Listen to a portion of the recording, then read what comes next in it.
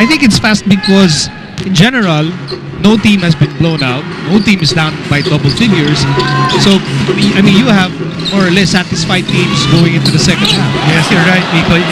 Walang glaring deficiency para sa dalawang koponan.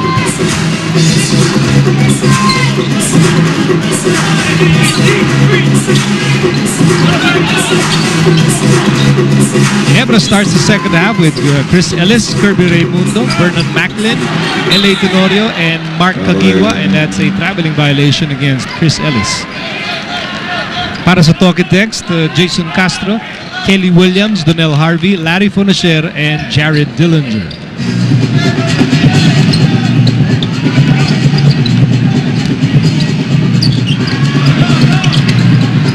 Jared, bothered by Macklin, and Harvey will score.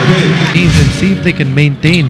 Nakita natin sa first half, because if one team is able to fall off and the other one still able to play at that high level, maiiwan at maiiwan yung isa.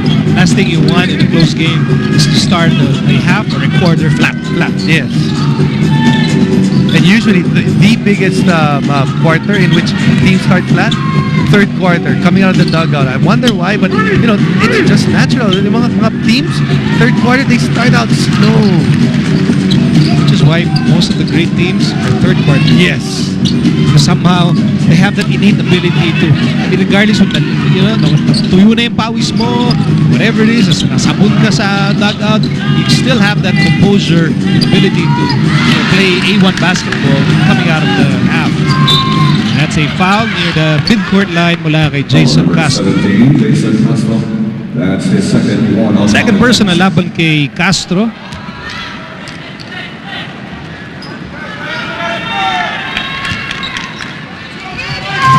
Yeah, we just showed Norman Black. Norman's understanding of Ginebra basketball, I mean, spans generations. As a player, as a playing coach, as a coach. You know, from Jaworski all the way to Kagiwa. There's Macklin and Donnell Harvey still going at it.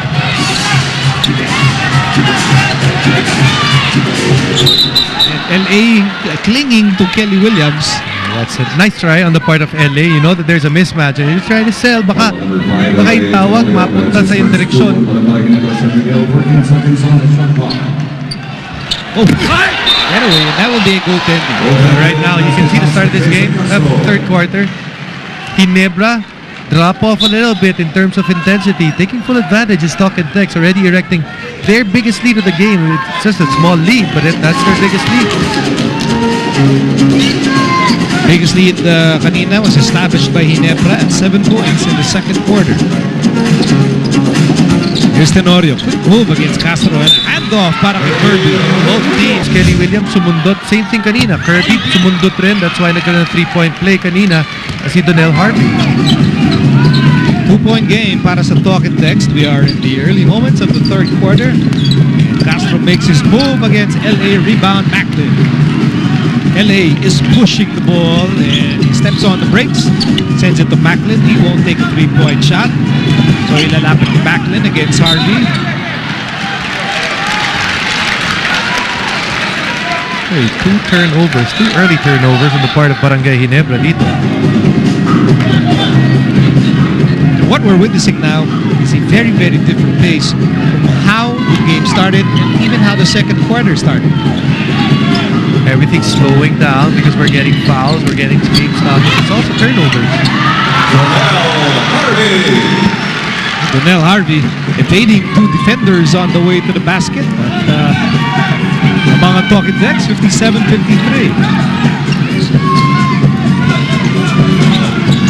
Kirby Raimundo sends it to Tenorio. Shot clock down to 8.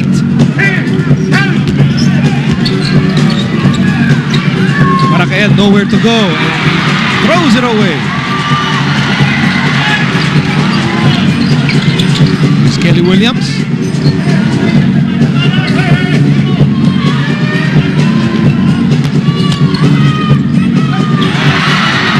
Turnover against Talk and Text. LA on the move. Over to Kirby. Oh, he lost the ball. And here's Castro. Castro to Harvey. And Harvey slams it down. Early timeout going to be called in.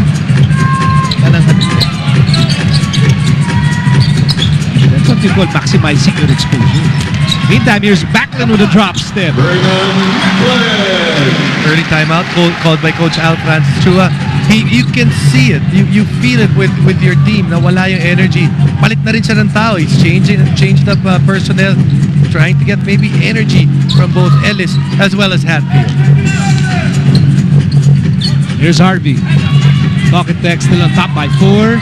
Harvey sends it to Kelly, and Kelly will miss, but he will take 2 free throws. Kanyang left knee nung natamaan when he was doing a layup nung huling laban. Kahapon during the practice, di pa niya sigurado if he will be playing because talagang nababother daw yung likod ng kanyang tuhod. He knows, of course, how important it is to stay healthy, but it's very difficult on his end because he's been defending the best players and no choice to end up being banged up doing just that. Balik sa inyo.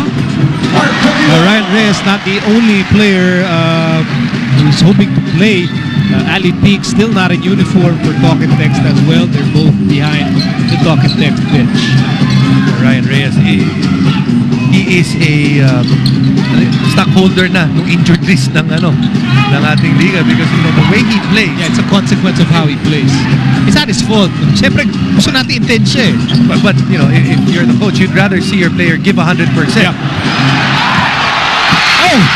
Mark Kagiwa gave 100%. But that layup simply won't drop. Here's Larry. Larry against Ellis. And He leaves Jared Dillinger behind.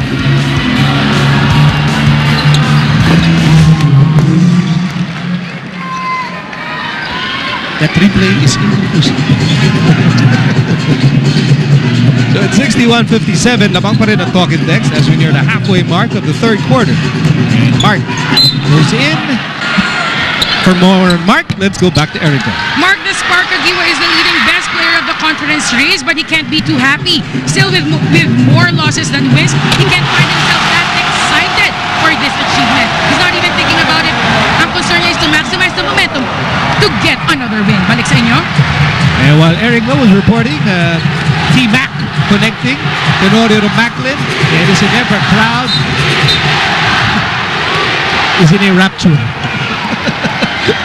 Because that's what, that's why they woke up this morning. Diba, tinapos nila lahat ng kailangan lang gawin so that they could go to the big dome and watch this. And there's just a connection between LA Tenorio and Vernon Macklin. And they've been doing that ever since dumating. Ito si Macklin. Here's Kagiwa. It's a 1-point game. Ginebra down by 1. Mark trying to go to Rudy and Ginebra. All you want, and gives a good screen there. It opens up LA, just cannot finish. Is LA. So Talk and Text is clinging to that 1-point lead as we go past the halfway mark of the third. And Jason Castro with a specialty on the house. Look at Rudy. Rudy! Oh, what was that? Words cannot describe that shot by Rudy Hatfield. Can you try and explain what ni Rudy? Meantime, here's Donnell. Donnell fires, no go. Kagiwa with a rebound. Ginebra is running. Here's Mark, and hold on. Rudy and Harvey Carey are in a warm embrace. First of all, Rudy Hatfield Oh, it's a double foul. Digging deep into his bag of tricks.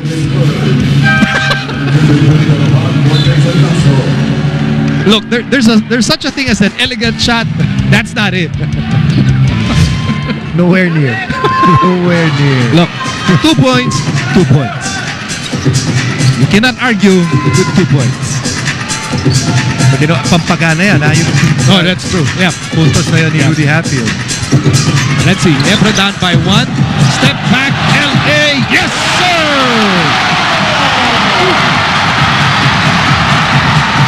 Serious stopping power on the part of LA. Oh, blocked by Rudy Hatfield.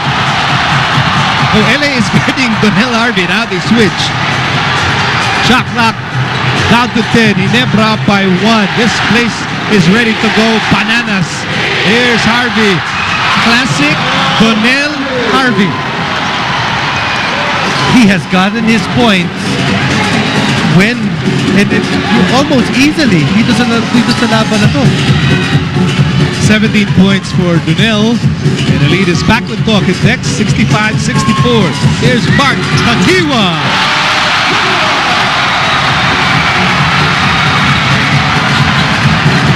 Slow start to this quarter, but it's definitely picking up here at the lower thirds of this quarter. Mark Tagiwa with 16 points. What a pass by Donnell Harvey. I mean, Donnell Harvey has been silently exceptional. Getting the points when necessary. At saka yung mga puntos na pamatay sunog. At saka may mga talagang maganda yung mga timings. Balikan lamang sa Talking Tex, 67-66. Ball fake, LA, and he is down, and he will take two. Action-packed third quarter.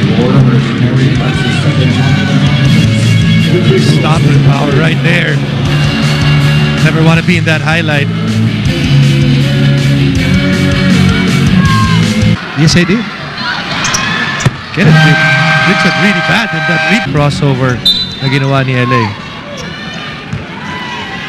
15 points. Shooting well for Rainbow Country as well. And there's Mrs. LA Tenorio and Mr. Joe Crawford. Cheering for opposing teams. Yes. Pero kaibigan ni Billy si LA. And you know, you said, Jimmy, having a quiet night. But Jimmy's specialty is being quiet. And then when